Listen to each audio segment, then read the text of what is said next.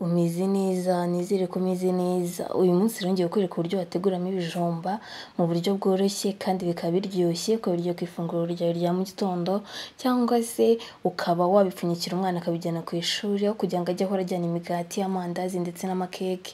Aha ngaha rero nifashishije ibijumba byanjye bibiri nari ndi kubihata, nahase icya mbere mbona kirasa umweru, mpase icya kabiri mbona kirasa umuhondo. Ndavuga nta kundi nubwo nifuzaga yuko byose byaba bisa umuhondo.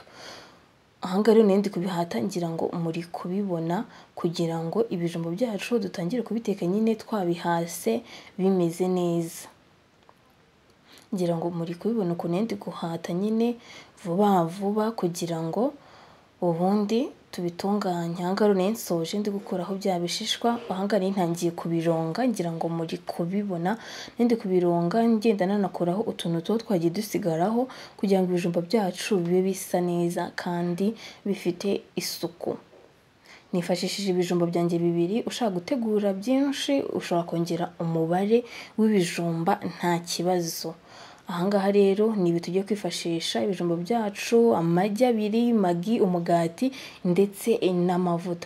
Ngira ngo muri kubibona ni ibintu bisanzwe, ni ibintu byoroheje bitagoye kuba wabibona. Ngira ngo muri kubibona. Aha ngaha rero ibijumba byacu nari ntangiye kubikata, ndi kubikatamo ibizeru, nabikatiraga mu mazi kugira ngo nze kongera kubironga mbikuramo mbishyira mu isafuriya nari ngiye kubitekamo. Ngira ngo muri kubibona. Aha ngaha rero nari ndi gusukamo amazi ngiye kubitogosa, ubitogosa umwanya muto cyane. Aha ngaha rero ni ya magi yacu nari ndi kuyishyira mu magi, ngira ngo muri kubibona. Uyishyiramo ubundi ugakubita amagi ukabivanga. Udakunda magi nyinshi ushobora gushyiramo igice, ariko ngewe yose nayishyizemo. Aha ngaha rero ni wa mugati wacu nuko waje kumera, nawuvungaguye umera nk'ifu. Bya bijumba byacu byamaze gutungana, noneho nintangiye kubishyira muri ya magi yacu ngashyira no muri wa mugati navungaguye.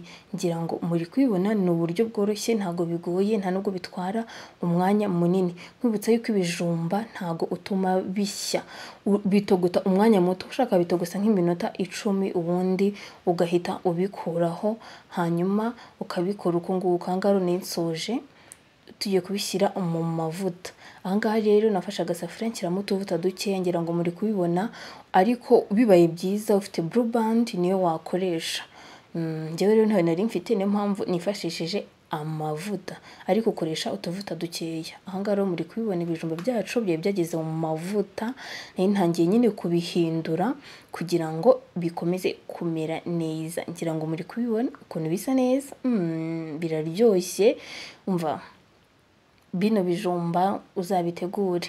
Ugira ngo uri kubibona. Aha ngaha nari ndi kugenda mbihindura kugira ngo nyine bidashirira. Aha ngaha rero byari bimaze kuba tayari, nshaka nabikuramo. Muri kubibona ibijumba byacu ukuntu byarangiye bimeze.